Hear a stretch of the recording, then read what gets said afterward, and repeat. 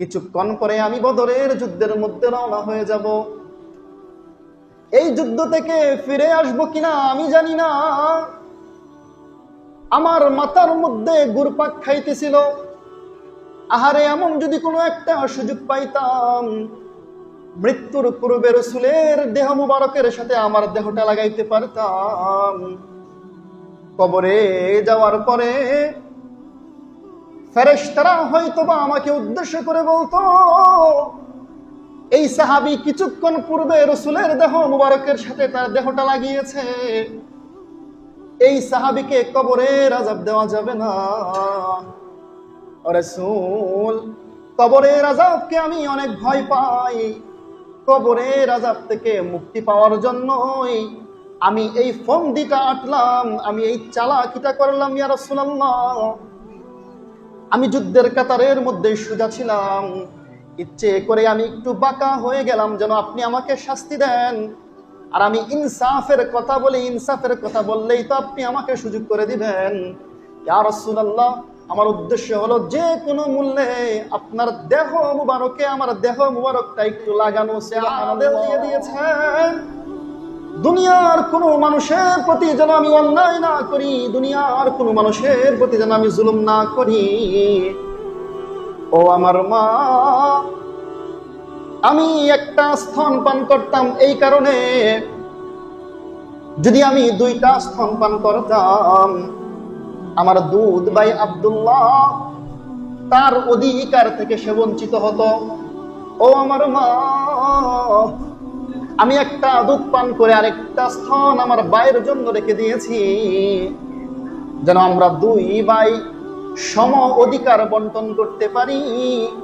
আর এই সম অধিকারের বন্টনের ন্যায় বিচারটা আমার আল্লাহ রাব্বুল আলামিন শিশু অবস্থায় আমার দিলের মধ্যে ঢেলে দিয়েছে। আজকে আমরা আলোচনা শুনবো যে ন্যায় বিচার, ইনসাফ এর সম্পর্কে। ইসলামে ন্যায় বিচার এবং ইনসাফের গুরুত্ব কেমন, ইনসাফ এবং ন্যায় বিচারের গুরুত্ব ইসলামের মধ্যে কেমন, এবং রাসূল সাল্লাল্লাহু আলাইহি ওয়াসাল্লামের জীবনে তিনি কিভাবে দুনিয়ার বুকে ইনসাফ প্রতিষ্ঠা করেছেন, কারোর প্রতি জুলুম করেন নাই। যদিও এখন পৃথিবীতে জুলুমে ভরে গিয়েছে। হাদিসের মধ্যে আসছে,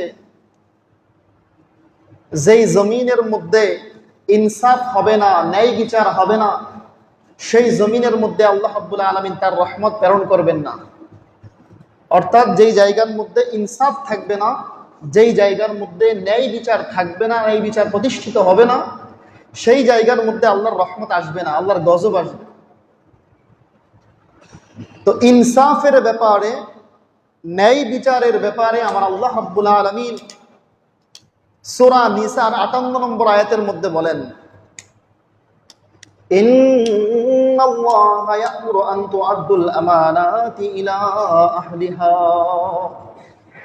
আমার আল্লাহ রাব্বুল আলামিন সূরা নিসার 58 নম্বর আয়াতের মধ্যে সুস্পষ্ট বলে দেয়, ইন্নাল্লাহা ইয়া'মুরু আন তু'আদ্দুল আমানাতি ইলা আহলিহা। ও দুনিয়ার মানুষ, আমার আল্লাহ রাব্বুল আলামিন তোমাদেরকে আদেশ করতেছেন, আন তু'আদ্দুল আমানাতি ইলা আহলিহা।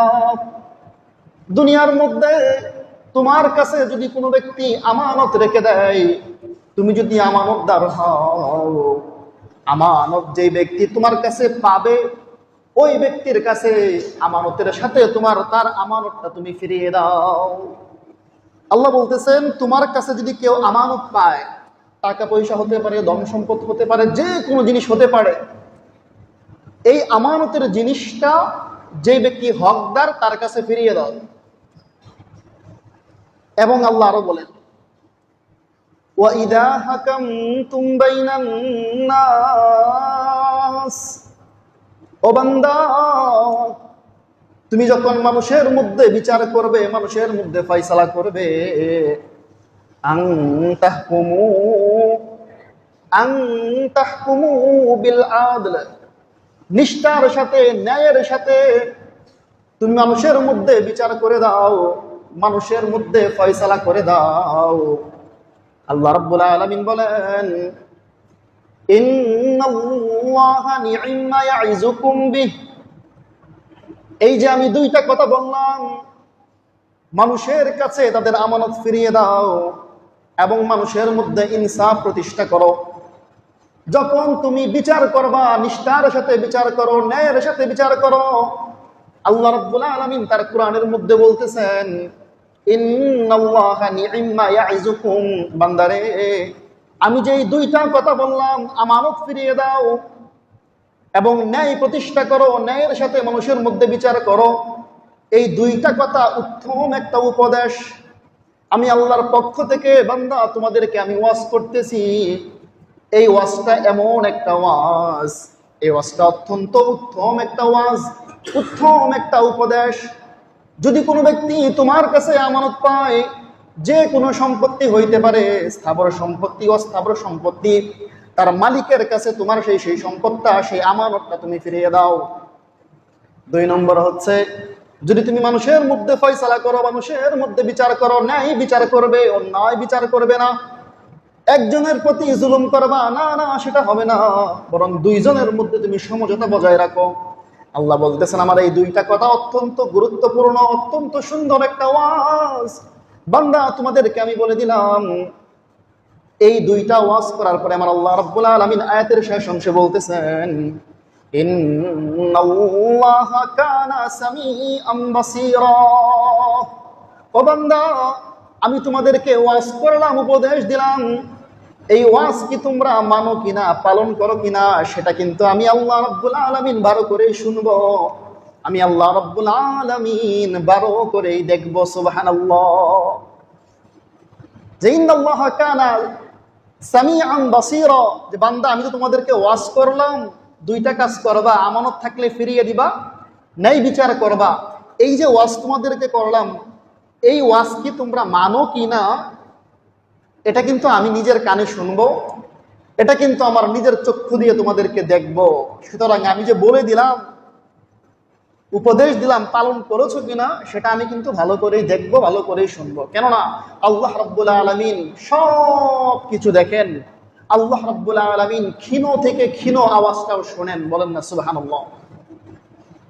আপনার আমার চোখের দৃষ্টি একটা সীমানা আছে, তার বাহিরে যায় না। আপনার আমার কানের শ্রবণ শক্তি নির্দিষ্ট একটা সীমানা আছে, তার বাহিরে যায় না। কিন্তু আল্লাহ রাব্বুল আলামিন এত বড় দ্রষ্টা, 7 জমিনের নিচে অন্ধকার কোনো ঘরের মধ্যেও যদি পিল পিল করে পিপিলিকা হেঁটে যায়, ওই পিপিলিকার হাঁটার আওয়াজের শব্দটাও আল্লাহ শুনতে পায়। সুবহানাল্লাহ। আর আল্লাহ রাব্বুল আলামিন 7 তবক জমিনের নিচে, 7 সমুদ্র, 13 নদীর নিচেও যদি কোনো ছোট্ট থেকে ছোট্ট একটা প্রাণী হেঁটে চলে যায়, ওই হাঁটার পায়ের যে দৃশ্যটা, ওটাও আল্লাহ রাব্বুল আলামিন দেখতে পায়। সুবহানাল্লাহ। আল্লাহর কাছে কোনো কিছুই গোপন নয়, সব কিছুই শুনেন, সব কিছুই দেখেন। তাই আল্লাহ বলতেছেন, বান্দা তোমাদেরকে দুইটা ওয়াজ করলাম, অত্যন্ত সুন্দর দুইটা ওয়াজ। নি'মা ইয়াইযুকুম, খুবই সুন্দর ওয়াজ। এই দুইটা ওয়াজ তুমি পালন করো কিনা সেটা কিন্তু আমি দেখবো, সেটা কিন্তু আমি শুনবো। তাই তোমরা এই দুই কথার উপরে আমল করো। রাসূল সাল্লাল্লাহু আলাইহি ওয়াসাল্লাম হাদিসে পাকের মধ্যে বলেন, বুখারীর 13 নম্বর হাদিস, ওয়াকালা রাসূলুল্লাহ সাল্লাল্লাহু আলাইহি ওয়াসাল্লাম, লা ইউমিনু আহাদুকুম হাত্তা ইউহিব্বা লিআখিহি মা ইউহিব্বা লিনাফসিহি। রাসূল সাল্লাল্লাহু আলাইহি ওয়াসাল্লাম বলতেছেন, বান্দা তোমার তো ন্যায় বিচার করতে হবে, ন্যায় প্রতিষ্ঠা করতে হবে। ন্যায় কখন প্রতিষ্ঠা করতে পারবা? যখন তুমি তোমার নিজের জন্য যা পছন্দ করো, তোমার ভাইয়ের জন্য তাই পছন্দ করবে, তখনই একমাত্র ন্যায় প্রতিষ্ঠা করতে পারবে। তখনই একমাত্র তুমি ইনসাফ প্রতিষ্ঠা করতে পারবে, কারো প্রতি জুলুম করবে না। তাই রাসূল হাদিসের মধ্যে বলে দেন, তুমি ওই পর্যন্ত মুমিন হতে পারবা না যতক্ষণ পর্যন্ত তুমি নিজের জন্য যা পছন্দ করো, অপরের জন্য, তোমার ভাইয়ের জন্য তাই পছন্দ না করবে। অর্থাৎ আপনি আপনার নিজের জন্য যা পছন্দ করবেন, আপনার ভাইয়ের জন্য তাই পছন্দ করবেন। ভাই বলতে আপনার আপন ভাই বোঝানোর উদ্দেশ্য না। গোটা পৃথিবীর মধ্যে যত মুসলমান আছে, সমস্ত মুসলমানই আপনার ভাই। রাসূল হাদিসের মধ্যে বলেন, আল মুসলিম ওয়া আখুল মুসলিম, এক মুসলমান হচ্ছে আরেক মুসলমানের ভাই। ওই হিসেবে আপনারা সকলেই পরস্পর ভাই ভাই। তাই রাসূল বলেন, তোমার জন্য যা পছন্দ করবা তোমার অপর ভাইয়ের জন্য তাই পছন্দ করবা। আসেন আমরা একটু দেখি রাসূলের জীবনে তিনি কিভাবে ইনসাফ প্রতিষ্ঠা করেছেন, কিভাবে ন্যায় বিচার প্রতিষ্ঠা করেছেন। রাসূল সাল্লাল্লাহু আলাইহি ওয়াসাল্লাম জন্মগতভাবেই তিনি ইনসাফ প্রতিষ্ঠা করেছেন। জন্মগতভাবেই তিনার দিলের মধ্যে ইনসাফ ছিল, তিনি ন্যায়পরায়ণ ছিলেন, আদেল ছিলেন। আপনারা সকলেই জানেন রাসূল সাল্লাল্লাহু আলাইহি ওয়াসাল্লামের দুধমা ছিল হালিমাতুস সাদিয়া। তিনাকে ছোটবেলায় দুধ পান করাইছিলেন দুধমা। ওই দুধমা হালিমাতুস সাদিয়া রাসূলের কাছে একদিন আসছেন, এমন সময় যে রাসূল নবুয়ত প্রাপ্ত হয়েছেন, নবী হয়েছেন। তো ওই সময় হালিমাতুস সাদিয়া রাদিয়াল্লাহু তাআলা আনহা তিনি একদিন রাসূলের কাছে আসছেন, আয়েশা বলছেন, আমার প্রাণপ্রিয় পুত্র মুহাম্মদ, ছোটবেলায় এমন একটা সময় ছিল তোমাকে আমরা নিয়ে গিয়েছিলাম দুধ পান করানোর জন্য। আমরা অভাবে ছিলাম, মক্কার মধ্যেও অভাব ছিল, দুর্ভিক্ষ চলতেছিল। তোমাকে নেওয়ার পরে আমার ঘরের মধ্যে অনেক বরকত হয়েছে, আল্লাহর পক্ষ থেকে অনেক রহমত আমরা পেয়েছি। আমার বুকের মধ্যে দুধ ছিল না, আল্লাহ রাব্বুল আলামিনের ফজলে কারামে আমার বুকের মধ্যে দুধ এসেছে। ছাগলগুলো শুকনা ছিল, আমার উটটা শুকনা ছিল, দুধ দিত না।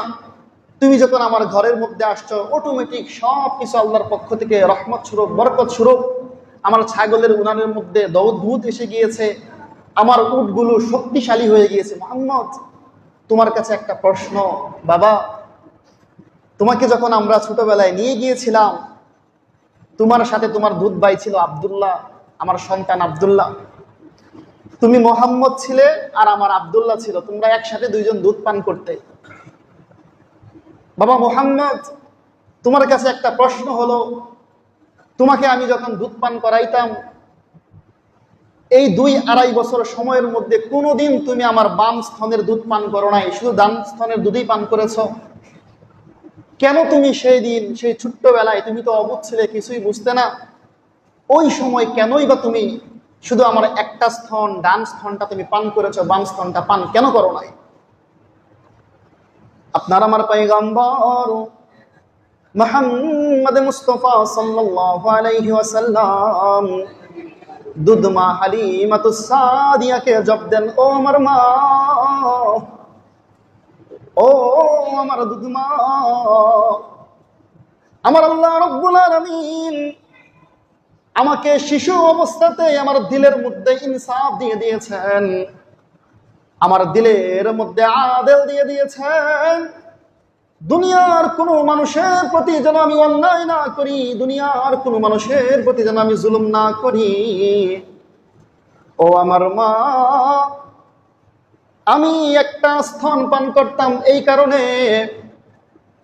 যদি আমি 2টা স্তন পান করতাম, আমার দুধ ভাই আব্দুল্লাহ তার অধিকার থেকে সে বঞ্চিত হতো। ও আমার মা, আমি একটা দুধ পান করে আরেকটা স্তন আমার ভাইয়ের জন্য রেখে দিয়েছি, যেন আমরা 2 ভাই সম অধিকার বন্টন করতে পারি। আর এই সম অধিকারের বন্টনের ন্যায় বিচারটা আমার আল্লাহ রাব্বুল আলামিন শিশু অবস্থায় আমার দিলের মধ্যে ঢেলে দিয়েছেন। সুবহানাল্লাহ। যে মা, আমি যদি 2টা স্তনে পান করতাম, আমার ভাই আব্দুল্লাহ তো সে বঞ্চিত হইতো। এই বঞ্চিত যেন না হয়, সেই জন্য আল্লাহ রাব্বুল আলামিন আমার দিলের মধ্যে ঢেলে দিয়েছেন, মুহাম্মদ, তুমি তোমার মায়ের একটা স্তন পান করবা, আরেকটা স্তন তোমার ভাইয়ের জন্য রেখে দিবা। সুবহানাল্লাহ। রাসূল জন্মগতভাবেই ইনসাফ প্রতিষ্ঠা করেছেন, ন্যায় বিচার প্রতিষ্ঠা করেছেন, কোনো মানুষের অধিকার হরণ করেন নাই। আর আমাদের অবস্থা হচ্ছে, আমরা জন্ম থেকে মৃত্যু পর্যন্ত মানুষের অধিকার হরণ করি, মানুষের প্রতি জুলুম করি। রাসূল সাল্লাল্লাহু আলাইহি ওয়াসাল্লাম যখন মক্কা থেকে মদিনায় গেলেন, মদিনায় যাওয়ার পরে আপনারা জানেন বিখ্যাত কয়েকটা যুদ্ধ হয়েছে। তার মধ্যে একটা যুদ্ধের নাম ছিল বদরের যুদ্ধ। 313 জন সাহাবী অস্ত্রবিহীন, পেটের মধ্যে ক্ষুধা, পায়ের মধ্যে জুতা নাই, জীর্ণ শীর্ণ 313 জন মুসলমান আর ওই দিক দিয়া সুসজ্জিত 1000 আবু জাহেলের বাহিনী। যুদ্ধ হয়েছিল, যুদ্ধের আগের কাহিনী। রাসূল সাল্লাল্লাহু আলাইহি ওয়াসাল্লাম নিজেই নেতৃত্ব দিচ্ছিলেন, সাহাবায়ে কেরামকে কাতারবদ্ধ করে দাঁড় করাইছেন।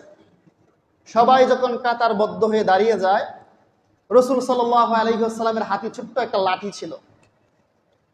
উস্তাদ যেমন, শিক্ষক যেমন তার ছাত্রকে শাসন করে, ছোট্ট একটা লাঠি থাকে, ওই লাঠি দিয়ে অনেক সময় দেখিয়ে দেয়। তো রাসূলের কাছেও ছোট্ট একটা লাঠি ছিল। সবাই সাহাবায়ে কেরাম কাতারবদ্ধ হয়ে দাঁড়িয়েছেন। রাসূল সাল্লাল্লাহু আলাইহি ওয়াসাল্লাম কাতার সোজা করছেন যে তোমরা যুদ্ধে যাবে, ছত্রভঙ্গ হওয়া যাবে না, সবাই সুশৃঙ্খল ভাবে কাফেরদের সাথে যুদ্ধ করতে হবে। তো রাসূল সবার কাছে কাছে যাইতেছিলেন, কাতার সোজা করতেছিলেন। একজন সাহাবী ছিল যার নাম সাওয়াদ ইবনে গাজিয়া। এই সাওয়াদ ইবনে গাজিয়া রাদিয়াল্লাহু তাআলা আনহু, তার পেটটা একটু মোটা ছিল। তো স্বাভাবিক, যাদের পেটটা একটু মোটা থাকবে তাদের যে পেটটা আছে বা ভুঁড়িটা আছে কাতার থেকে একটু সামনে অগ্রসর হয়ে যাবে, এটাই স্বাভাবিক। রাসূল সাল্লাল্লাহু আলাইহি ওয়াসাল্লাম সাওয়াদ ইবনে গাজিয়ার কাছে গেলেন, গিয়ে দেখলেন তার কাতারটা একটু বাঁকা হয়ে আছে। রাসূল সাল্লাল্লাহু আলাইহি ওয়াসাল্লাম তিনার হাতের মধ্যে ছোট্ট একটা লাঠি, উস্তাদ যেমন ছাত্রকে শাসন করে ছোট্ট একটা লাঠি রাখে, বেতা দেওয়া উদ্দেশ্য নয়, রাসূল সাল্লাল্লাহু আলাইহি ওয়াসাল্লাম তার পেটের মধ্যে আস্তে করে একটু গুঁতো দিলেন। গুঁতো দিয়ে বলতেছেন, হে সাওয়াদ, কাতারটা সোজা করো, তোমার কাতারটা একটু বাঁকা হয়ে আছে। সাওয়াদ ইবনে গাজিয়া দেখেন কি বলতেছে, ইয়া রাসূলুল্লাহ, ইয়া হাবিবাল্লাহ, ওগো আল্লাহর নবী, আপনি আমাকে এই ছোট্ট লাঠি দিয়ে গুতার মাধ্যমে আপনি আমাকে ব্যথা দিয়েছেন। ইয়া রাসূলুল্লাহ, ইয়া হাবিবাল্লাহ, আমার আল্লাহ রাব্বুল আলামিন আপনাকে দুনিয়ার বুকে ইনসাফ প্রতিষ্ঠা করার জন্য পাঠিয়েছেন, কিন্তু আপনি বেইনসাফি করলেন। আপনি আপনার লাঠির মাধ্যমে আমার পেটের মধ্যে গুতা দিয়ে আপনি আমাকে ব্যথা দিয়েছেন, কষ্ট দিয়েছেন। রাসূল সাল্লাল্লাহু আলাইহি ওয়াসাল্লাম সাওয়াদ ইবনে গাজিয়া রাদিয়াল্লাহু তাআলা আনহুকে তার হাতের মধ্যে ধরলেন এবং বললেন, ও সাওয়াদ, এই নাও আমার ছোট্ট লাঠি, তোমার হাতে দিলাম। দুনিয়ার বুকে আমি তোমার প্রতি জুলুম করেছি, অন্যায় করেছি, অবিচার করেছি। দুনিয়ার বদলাটা দুনিয়ার মধ্যে হয়ে যাক। কাল কিয়ামতের দিন হাসরের কঠিন ময়দানে তোমার প্রতি এই জুলুম করার কারণে আমি আল্লাহর কাঠগড়ায় দাঁড়াইতে চাই না। ও সাওয়াদ, আমি তোমাকে যেইভাবে ব্যথা দিয়েছি সেইভাবে তুমিও আমাকে একটা লাঠি দিয়ে গুঁতো দিয়ে ব্যথা দিয়ে দাও। সাওয়াদ ইবনে গাজিয়া রাদিয়াল্লাহু তাআলা আনহু রাসূলকে উদ্দেশ্য করে বলেন, ও রাসূল পয়গম্বর, আপনি আপনার লাঠি আমার হাতে দিয়েছেন যেন ইনসাফ প্রতিষ্ঠা করি। আমার গায়ের মধ্যে, আমার পেটের উপরের মধ্যে কোনো জামা ছিল না, কিন্তু আপনার পেটের মধ্যে, পেট মুবারকের মধ্যে জামা। আপনার জামার উপর দিয়ে যদি আপনাকে গুঁতো দেই, দুনিয়ার বুকে ইনসাফ প্রতিষ্ঠা হবে না। রাসূল সাল্লাল্লাহু আলাইহি ওয়াসাল্লাম সাথে সাথেই তিনার জামা মুবারক খুলে দিলেন, দিয়ে বললেন, ও সাওয়াদ ইবনে গাজিয়া, নাও নাও, ইনসাফ প্রতিষ্ঠা করো। এই লাঠি দিয়ে আমি রাসূলের পেটের মধ্যে একটা গুঁতো দাও, যেন আমিও তোমার কাছ থেকে, ঋণ থেকে উদ্ধার হতে পারি। রাসূল সাল্লাল্লাহু আলাইহি ওয়াসাল্লাম যখন জামাটা বুকের কাছ থেকে, পেটের কাছ থেকে সরিয়ে ফেললেন, সাওয়াদ ইবনে গাজিয়া রাদিয়াল্লাহু তাআলা আনহু রাসূলকে পেটের মধ্যে জড়ায়া ধরলেন এবং পেট মুবারকের মধ্যে চুমু খাইতে লাগলেন। রাসূল কান্না করতেছে আর বলতেছে, ও সাওয়াদ, তুমি প্রতিশোধ নেওয়ার জন্য তোমাকে সুযোগ করে দিয়েছি, যেন দুনিয়ার বুকে আমাদের মধ্যে সবকিছু ফয়সালা হয়ে যায়, আমি ইনসাফ প্রতিষ্ঠা করতে পারি। দুনিয়ার মধ্যে কোনো মানুষকে আমি যেন কষ্ট না দেই। ও সাওয়াদ, তুমি এটা কি করতেছো? সাওয়াদ ইবনে গাজিয়া রাসূলকে উদ্দেশ্য করে বলেন, ও পয়গম্বর, আপনাকে পেটের মধ্যে গুঁতো দেওয়া আমার উদ্দেশ্য নয়। কিছুক্ষণ পরে আমি বদরের যুদ্ধের মধ্যে রওনা হয়ে যাব। এই যুদ্ধ থেকে ফিরে আসবো কিনা আমি জানি না। আমার মাথার মধ্যে ঘুরপাক খাইতেছিল, আহারে এমন যদি কোনো একটা সুযোগ পাইতাম, মৃত্যুর পূর্বে রাসূলের দেহ মুবারকের সাথে আমার দেহটা লাগাইতে পারতাম। কবরে যাওয়ার পরে ফেরেশতারা হয়তোবা আমাকে উদ্দেশ্য করে বলতো, এই সাহাবী কিছুক্ষণ পূর্বে রাসূলের দেহ মুবারকের সাথে তার দেহটা লাগিয়েছে, এই সাহাবীকে কবরের আযাব দেওয়া যাবে না। রাসূল, কবরের আযাবকে আমি অনেক ভয় পাই। কবরের আযাব থেকে মুক্তি পাওয়ার জন্যই আমি এই ফন্দিটা আটলাম, আমি এই চালাকিটা করলাম ইয়া রাসূলুল্লাহ। আমি যুদ্ধের কাতারের মধ্যে সোজা ছিলাম, ইচ্ছে করে আমি একটু বাঁকা হয়ে গেলাম যেন আপনি আমাকে শাস্তি দেন। আর আমি ইনসাফের কথা বলি, ইনসাফের কথা বললেই তো আপনি আমাকে সুযোগ করে দিবেন। ইয়া রাসূলুল্লাহ, আমার উদ্দেশ্য হলো যে কোনো মূল্যে আপনার দেহ মুবারকে আমার দেহ মুবারকটা একটু লাগানো। সুবহানাল্লাহ, কি সুন্দর ঘটনা! ইনসাফ নিয়ে দেখেন, চিন্তা করেন, রাসূল একটা মানুষকে যুদ্ধের কাতার সোজা করার জন্য হাতে লাঠি ছিল, একটু গুতা দিলেন, সাহাবী তোমার কাতারটা একটু সোজা করো। সাহাবী বলতেছে, ইয়া রাসূলুল্লাহ, আপনি আমাকে কষ্ট দিয়েছেন। রাসূল সাথে সাথে তিনার জামা মুবারক খুলে দেয় যে, সাহাবী সাওয়াদ, দুনিয়ার বুকে তুমি আমার কাছ থেকে প্রতিশোধ নিয়ে নাও, কাল কিয়ামতের দিন যেন আল্লাহর কাঠগড়ায় না দাঁড়াইতে হয়। এবার আপনার জীবনের দিকে আপনি চিন্তা করেন, আপনার জীবনে আপনি বা আমরা কত মানুষকে কষ্ট দিয়েছি, কত মানুষের অধিকার থেকে বঞ্চিত করেছি, কত মানুষের প্রতি জুলুম করেছি। এই জুলুমের বিচার যদি আপনি দুনিয়ার বুকে মাপ না পেয়ে যান, দুনিয়ার বুকে সব ফয়সালা না করেন, কাল কিয়ামতের দিন আল্লাহ রাব্বুল আলামিনের কাঠগড়ায় অবশ্যই অবশ্যই জালেম হিসেবে, খায়নাত হিসেবে আপনাকে দাঁড় করতে হবে। নাউযুবিল্লাহ। তো বান্দার হক যদি আমরা নষ্ট করে থাকি, আপনি আমি করে থাকি, যেন দুনিয়ার মধ্যে আমরা বান্দার হকগুলো মিটিয়ে যাইতে পারি। এই ঘটনা থেকে আমরা এটাই শিক্ষা পাই। রাসূলের আগে পরে কোনো গুনাহ নাই, তারপরেও রাসূল ইনসাফ প্রতিষ্ঠা করতেছেন, সাহাবাকে বলতেছেন আল্লাহর কাঠগড়ায় যেন আমাকে দাঁড়াতে না হয়।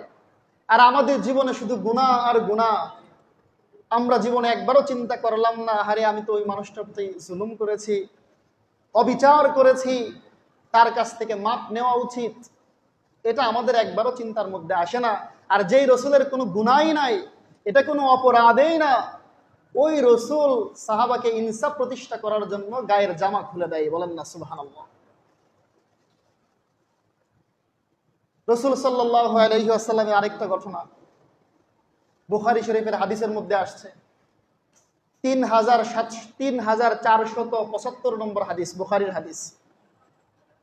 ওই হাদিসের মধ্যে আসছে রাসূল সাল্লাল্লাহু আলাইহি ওয়াসাল্লাম পৃথিবীতে ইনসাফ কিভাবে প্রতিষ্ঠা করেছেন, ন্যায় বিচার কিভাবে তিনি প্রতিষ্ঠা করেছেন।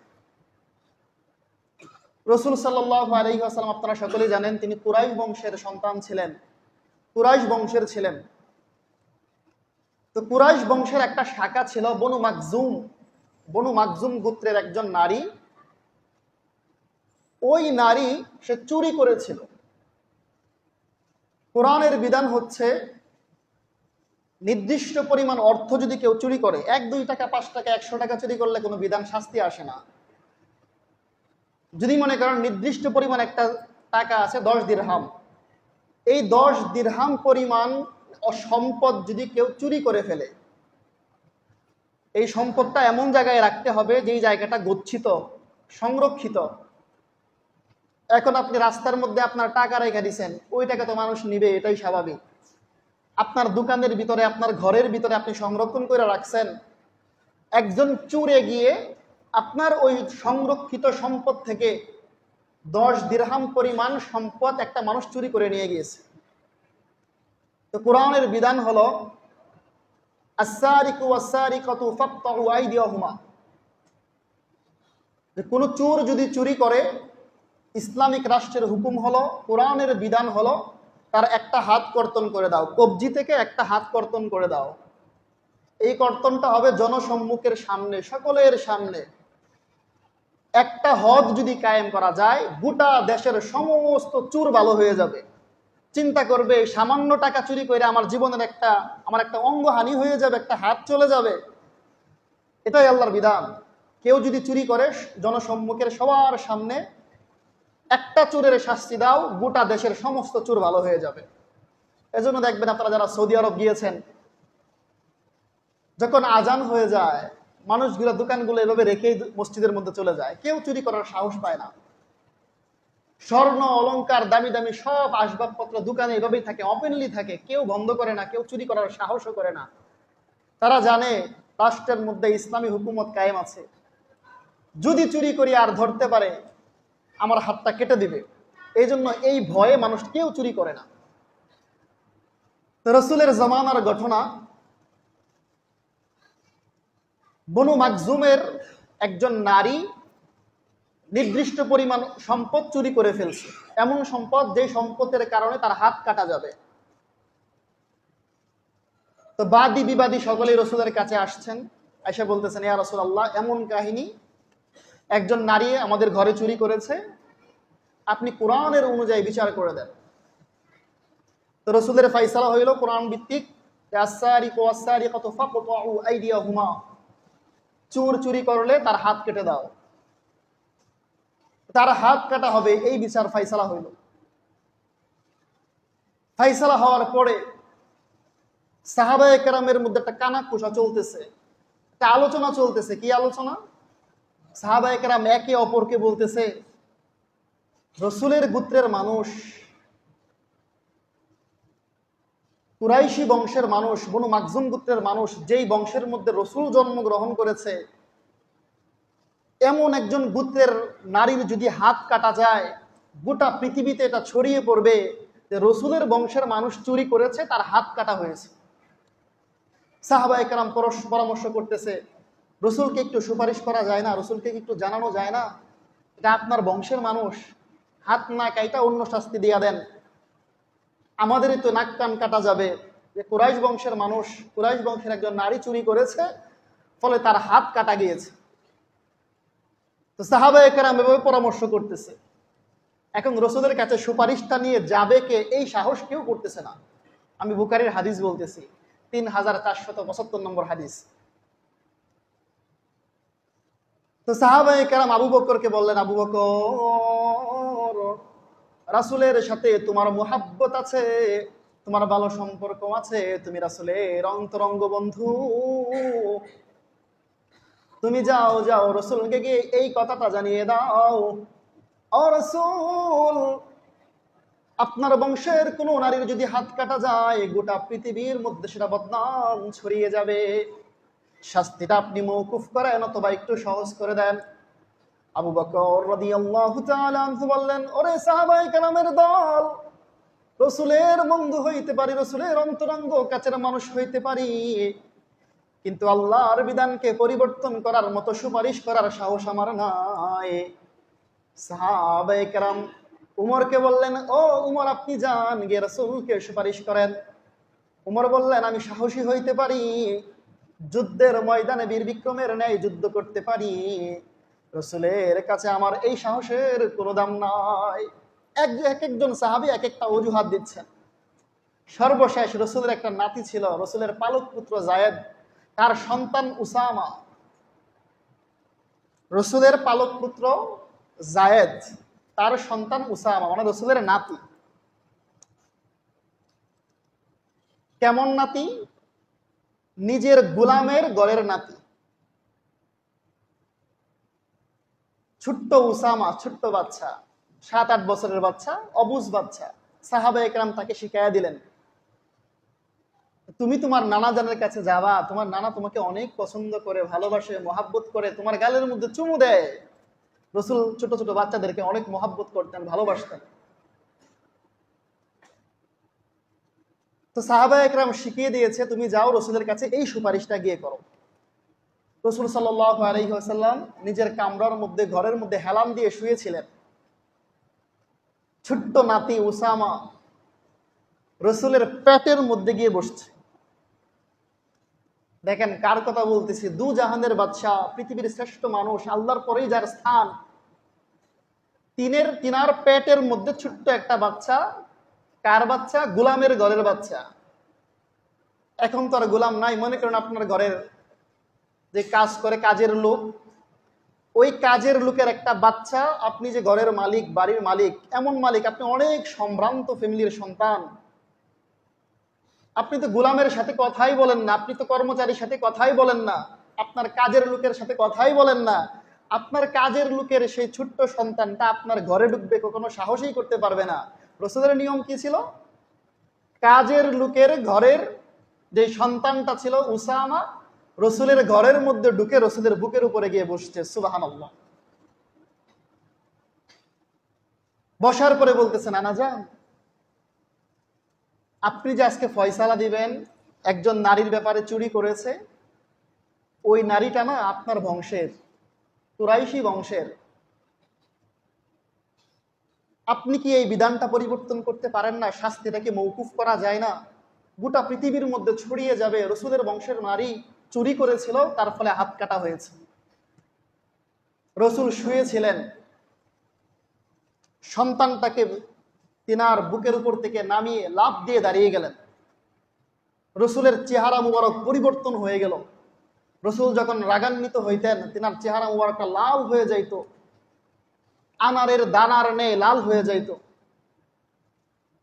রসুল সাল্লাল্লাহু আলাইহি ওয়াসাল্লাম ভালো করেই বুঝতে পারলেন, আমার ছোট্ট নাতি উসামা, তার ব্রেনের মধ্যে এটা কখনোই আসবে না যে আমার বংশের একজন নারীকে শাস্তি দেওয়া হবে, গোটা পৃথিবীর মধ্যে ছড়িয়ে যাবে, মানুষ বদনাম করবে, এটা তার ব্রেনের মধ্যে আসবে না। অবশ্যই সাহাবায়ে কেরাম তাকে শিখিয়ে দিয়েছে।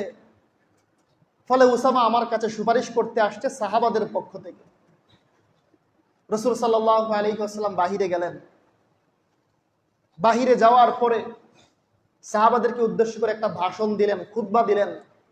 ও সাহাবায়ে কেরাম, তোমরা আজকে আমাকে এমন একটা বিষয় সম্পর্কে সুপারিশ করেছো, যেই জিনিসটার কারণে ইতিপূর্বের সমস্ত জাতিগুলোই ধ্বংস হয়ে গিয়েছে। যখন দেশের সম্ভ্রান্ত ফ্যামিলির মানুষ কোনো অপরাধ করত, তাদের বিচার হইতো না। আর যখন কোনো দরিদ্র মানুষ, গরিব মানুষ, সমাজের মধ্যে যার কোনো মর্যাদা নাই, ওই ব্যক্তি অপরাধ করত, তাকে সকলে ধরে শাস্তি দিত। দু জাহানের বাদশা আমি, পৃথিবীর মধ্যে ইনসাফ প্রতিষ্ঠা করার জন্য আল্লাহ আমাকে পাঠিয়েছেন, আর তোমরা আমাকে এমন সুপারিশ করলে যে আজকে আমি রসুল হয়ে আল্লাহর বিধান পরিবর্তন করে দিব। কারণ স্বরূপ সে আমার বংশের মানুষ, গোটা পৃথিবীর মধ্যে ছড়িয়ে পড়বে রসুলের বংশের মানুষের একজন নারীর হাত কাটা হয়েছে চুরের শাস্তির কারণে, তোমরা এই সুপারিশ আমাকে করতে পারলে। রসুল একটা বিশাল ভাষণ দিলেন। সাহাবায়ে কেরাম ভয়ে থরথর করে কাঁপতেছে। রসুল বলেন, ও সাহাবায়ে কেরাম, তোমরা শুনে রাখো, ওয়াল্লাহি, আল্লাহর কসম, আজকে যদি আমার কন্যা ফাতেমাও চুরি করত আর ধরা খাইতো, প্রমাণিত হইতো, ওয়াল্লাহি, আল্লাহর কসম, আমি আমার কন্যা ফাতেমার হাতকে কর্তন করে গোটা পৃথিবীর মধ্যে ইনসাফ প্রতিষ্ঠা করে দিতাম। সুবহানাল্লাহ। এইভাবে যখন তিনি ভাষণ দিলেন, সাহাবায়ে কেরাম অনুতপ্ত হইলেন। আহারে, রসুল কি বলতেছে? রসুলের কন্যা যদি ফাতেমাও আজকে চুরি করে ফেলতো, রসুল নিজের কন্যা ফাতেমাকেও শাস্তি দিয়ে গোটা পৃথিবীর মধ্যে ইনসাফ প্রতিষ্ঠা করতেন। এই জন্যই তো রসুল বলেন, যেই জমিনের মধ্যে, যেই দেশের মধ্যে, কবিলার মধ্যে ইনসাফ প্রতিষ্ঠা হয় না, ন্যায় বিচার প্রতিষ্ঠা হয় না, ন্যায় বিচার করা হয় না, ইনসাফ করা হয় না, ওই দেশের মধ্যে আল্লাহ রাব্বুল আলামিনের রহমত পতিত হয় না, বরং আল্লাহর গজব পতিত হয়। আপনি আমাদের দেশের দিকেও লক্ষ্য করে দেখবেন, দেশের কোনো সম্ভ্রান্ত ফ্যামিলির মানুষ যদি কোনো অপরাধ করে, উদাহরণস্বরূপ বসুন্ধরার মালিক বসুন্ধরা গ্রুপের মালিক যদি সায়েম সাহেব একজন নারীকে যদি ধর্ষণ করে হত্যাও করে ফেলে, প্রমাণিত হয়, তার মামলা হবে না। পুলিশের সহযোগিতায়, রাষ্ট্রের সহযোগিতায় অন্য দেশে সে পাড়ি জমিয়ে ফেলবে। যদি ভুলার কোনো একজন চেয়ারম্যান সাহেব 300 কোটি টাকা পাচার করেও ফেলে, প্রমাণিত হয়, ধরেও ফেলে, তারপরেও বিচার হবে না, তাকে পাচার করে দেওয়া হবে। যদি এমপি মন্ত্রীদের বাসার মধ্যে, বাড়ির মধ্যে কোটি কোটি টাকা আত্মসাৎ করে রেখে দেওয়া হয়, প্রমাণিত হয় জুলুম করেছে, অন্যায় করেছে, কোনো বিচার হবে না। কিন্তু সলিমউদ্দিন, কলিমউদ্দিনের সন্তান যদি, অজপাড়া গ্রামের কোনো মানুষ যদি ছোট্ট থেকে ছোট্ট একটা অপরাধও করে ফেলে, সরকারের বিরুদ্ধে একটা ঘোষণা, একটা রায় দিয়ে ফেলে, একটা আন্দোলন করেও ফেলে, সারা জীবন তারা জেলের মধ্যে পচে